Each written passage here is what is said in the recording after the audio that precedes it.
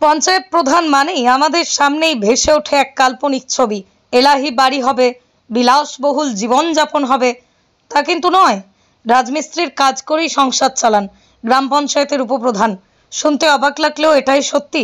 মালদহের হরিশ্চন্দ্রপুর এক ব্লকের মহেন্দ্রপুর গ্রাম পঞ্চায়েতের জোটের উপপ্রধান জুল মোহাম্মদ। তাঁর নেই কোনো আড়ম্বর প্রাচুর্য।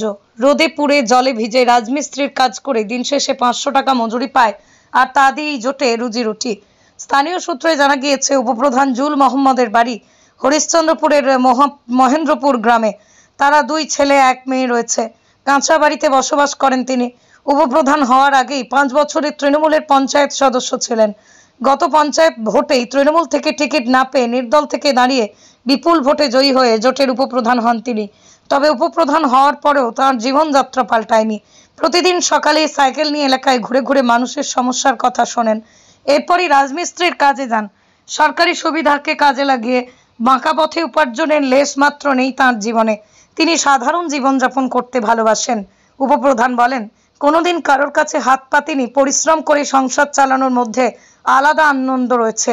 মিস্ত্রির কাজ করলেও কেউ আমাকে চোর বলতে পারে না। ও যে আমাদের সঙ্গে কাজ করছে আমরা খুব আনন্দিত, এবং অনেক দিন ধরে আমরা একসাথেই কাজ করি। ও নিজের হাতের কাজ ছাড়েনি। এখনও যখন কাজ করতে করতে পাবলিকের দরকার পড়ে, পাবলিক ডাক দিলেই চলে যায়, আর যখন কাজ হয়ে যায় আবার এসে কাজে লেগে যায়। ভালো ব্যবহার, অনেক সব সময় থাকে সঙ্গে। কাজ কোনো ভুল হলেও বাতিয়ে দেয় আমাদের সব কিছু। ও আমাদের মেন।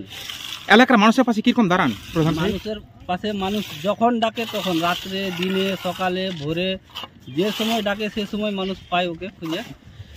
কোন পঞ্চায়েতের উপপ্রধান রয়েছে? মহেন্দ্রপুর গ্রাম পঞ্চায়েতের প্রধান।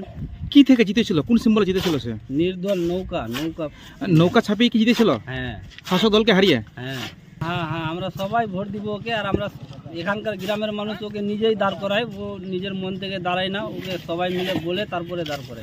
অনেক স্বচ্ছতায় থাকে। কারো 1 কাপ চাও খায় না। থানা মানায় গেলে নিজের পয়সায় আরও চা খিলায়। এই যে কর্ম কাজ করে, এই কাজেই থেকে মানুষকে চা খাওয়ায়, আরও কিছু করে, মানে সেবা পরিষেবা দেয়। আর যা ভাতা দেয় ওকে, তো ওটা দিয়ে তো কিছু হয় না। গাড়ির তেলেই ওর জুটে না। তাহলে পরিবার চালাতে কি এই পেশা এখনো ধরে রেখেছে? হ্যাঁ, অনেক দিন ধরেই এটা ধরে রেখেছে। আবার ওই পয়সায় তো গাড়ির তেল, চা ফা মানুষের জুটে না, তার জন্য নিজের পরিবার চলার জন্য এটা কাজ করে খাই। আপনার নাম? নিজামুদ্দিন। আপনি কি কাজ করেন এখানে? আমি রাজমিস্ত্রি। এই প্রধানের সঙ্গেই কাজ করেন? হ্যাঁ। আপনার বাড়ি কোথায়? আমার বাড়ি মহেন্দ্রপুর।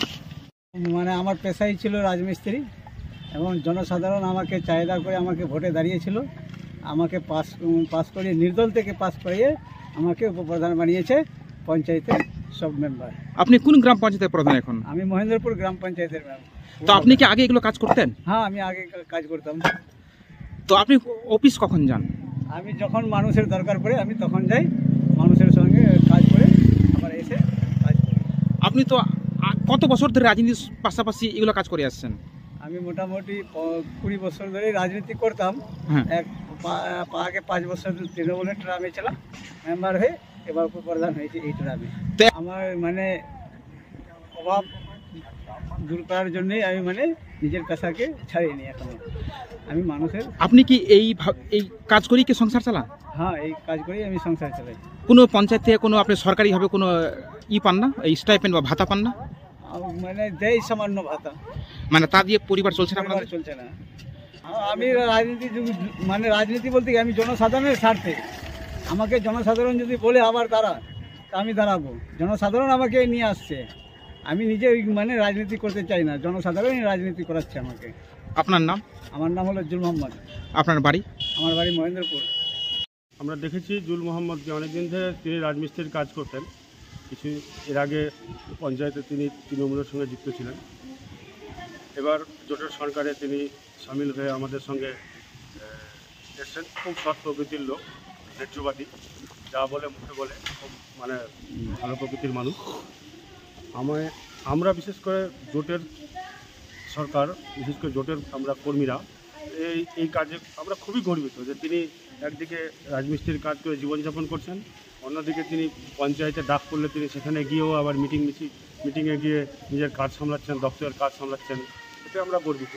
এবং এই কাজের দিক থেকে আমরা বিশেষ করে তৃণমূল সরকারকে একটা বার্তা দিতে চাই যে আপনারা দেখুন যে আমরা জোটের সরকার কিভাবে চলে এবং কিভাবে মানুষকে পরিষেবা দেওয়া যায়, নিজের পরিশ্রম করেও, নিজের জীবনযাপন করেও মানুষকে পরিষেবা দেওয়া যায়। তো তৃণমূলের সরকার, কাটমানির সরকার, ওরা জানে তৃণমূল সরকার নেই এখন, তিনি এখন কিভাবে কাজ করছেন এটা তৃণমূলকে দেখা উচিত এবং আগামীতে একে দেখে আমার মনে হয় সবাইকে এর পথ নিদর্শক হিসাবে আমাকে মানে ভাবনা চিন্তা করা উচিত যে একজন মানুষ, সৎ মানুষ কীভাবে নিজের জীবনযাপনের মানে জীবনযাপন করেও জনসাধারণের কীভাবে পরিষেবা দেওয়া যায়, তিনি একটা নিদর্শন আমাদের কাছে। আপনার নাম? আমার নাম আব্দুল সোবান, অঞ্চল কংগ্রেস প্রেসিডেন্ট।